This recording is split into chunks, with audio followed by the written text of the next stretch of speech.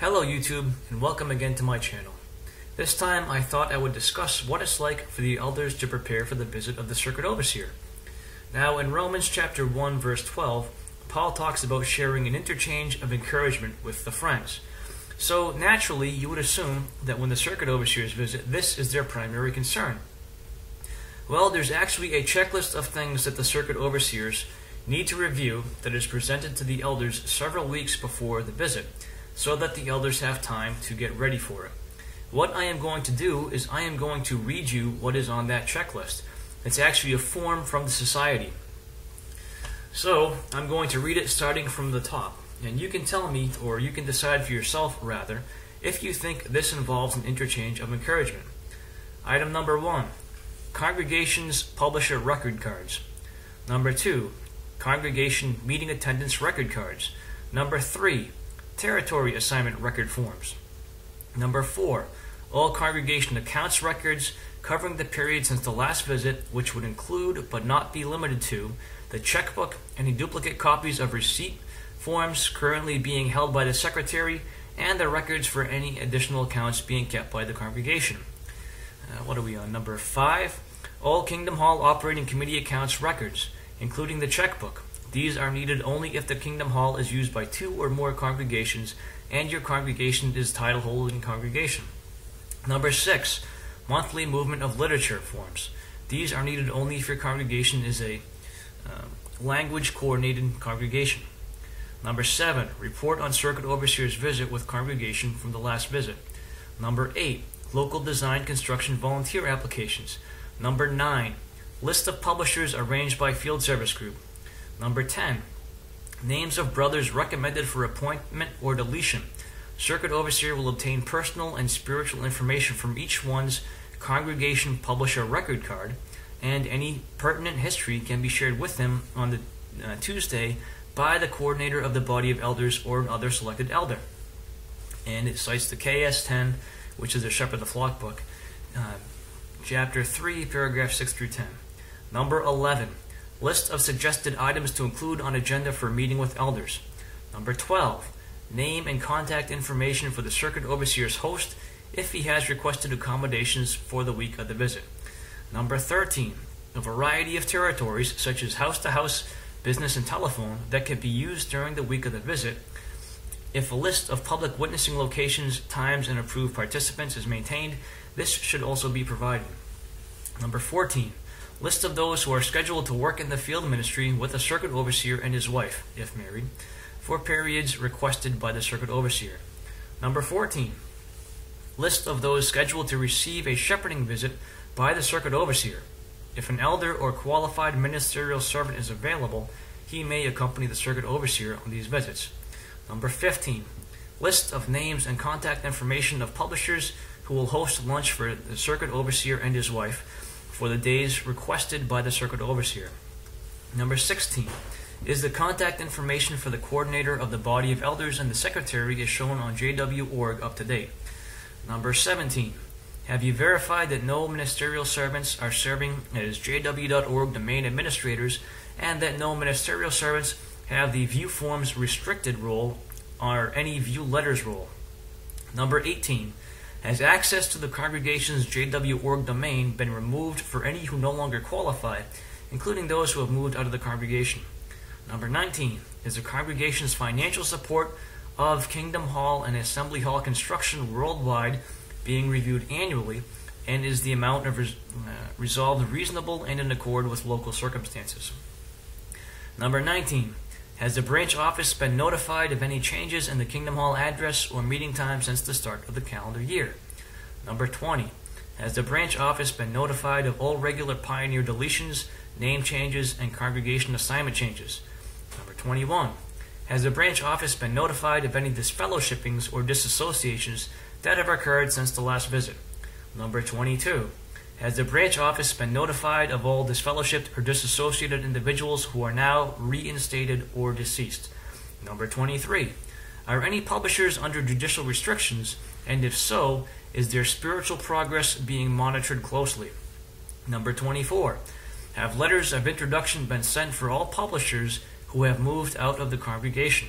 Number 25, Has the branch office been notified of any changes in the Kingdom Hall Literature Group? Number 26. Is the body of elders following the latest direction regarding disaster preparedness, including maintaining an up-to-date list of emergency contact information for all publishers? So I did not number this list before I started reading it, so my numbers may be off, and I'm sorry. But you see there's a long list of things that the circuit overseer wants to get from the elders.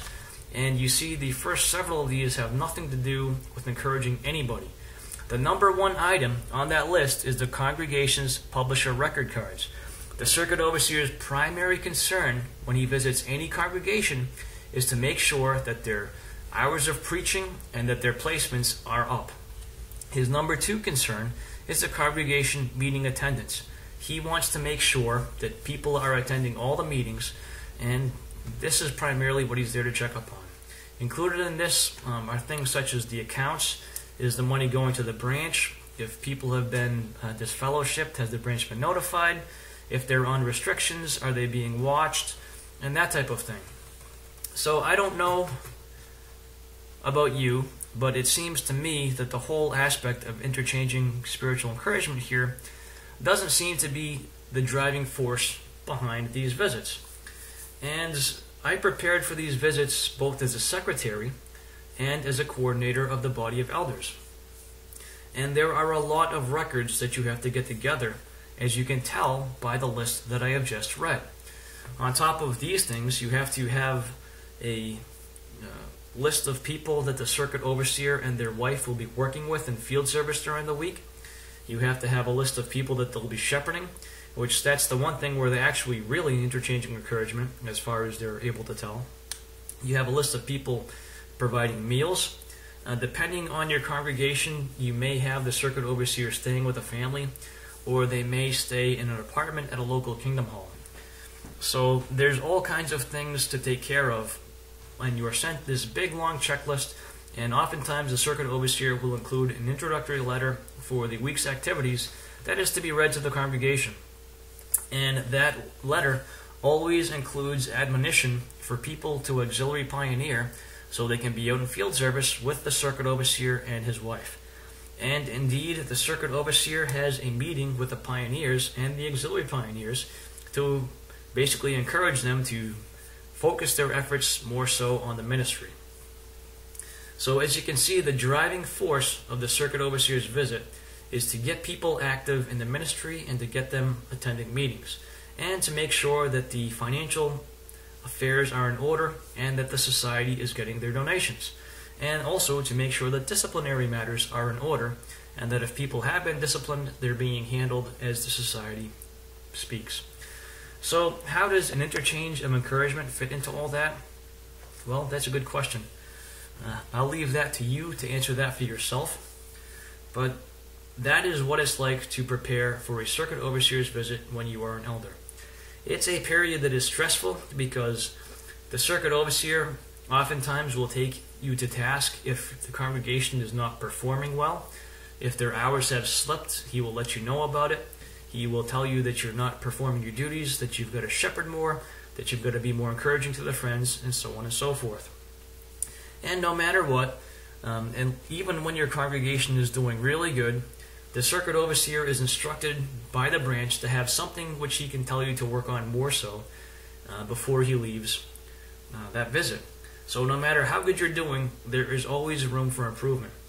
One constant message that Jehovah's Witnesses give to their followers is that no matter how much you are doing, it is never enough. There is always room to grow. So to put this in practical terms for a second, think about the relationship that you have with your best friend. Do you think about that relationship in terms of getting to know them better, having a closer friendship, or do you just enjoy the time you spend with them? You get together and have fun and have a breeze, and you love it because you both understand each other, you're on the same page. You're comfortable with each other. You're not always trying to improve that relationship because you've already got a good relationship. With Jehovah's Witnesses, there's always the underlying current where you're always trying to improve your relationship with God. It's never good enough. You can always work harder, you can always do more, you can always give something up no matter how hard you're doing, no matter how hard you're working. And this is evident at circuit assemblies. People will be giving quite a bit already in the service of Jehovah, but they will have sat down and after an assembly or convention and said, you know something, I can give more. So they'll have sold something off, or they'll have retired, or they'll have quit their jobs or done something, so that however much time they were giving to Jehovah, they found a way to give even more. And this is the example that's always presented to Jehovah's Witnesses. And the visit of the circuit overseer serves to reinforce that in the minds of the elders and in the minds of the congregation. Because the things he's looking for is always, how much service are people rendering to Jehovah? So inherent in that whole entire process is the fact that every single one of Jehovah's Witnesses is judged based upon how much they do for Jehovah, or rather, for the organization. They're all judged on how many hours are they getting in service, how many placements do they get, how many return visits do they get, how many meetings do they attend, how much do they comment, how much do they work on construction projects, how much do they help out with whatever at the assembly hall, so on and so forth. There is always that judgment there. And the circuit overseer's job is to make sure that the congregation is up to measure as far as the amount of work they are producing for the society. And if that checklist does not reinforce that in your mind, perhaps nothing will. So most Jehovah's Witnesses never get to see that checklist, because everything that the elders get is kept secret within the body of elders. Every now and then, one of the elders may share it with his wife or something, and they may have an idea, but typically speaking, it doesn't go too far beyond the body of elders. So, if you look back to the Bible times, letters were written that the whole congregation got to read, and they were later included in the Bible. There was nothing that was given to just a select few group of people that was withheld from the rest of the congregation. So the whole process of acting in that way, right away, is not the way that things were done in first century Christianity. So anyways, this is just a chance to let people have a window into what it's like to be an elder when the circuit overseer comes around. So thanks for watching. I hope you enjoyed this video. Bye.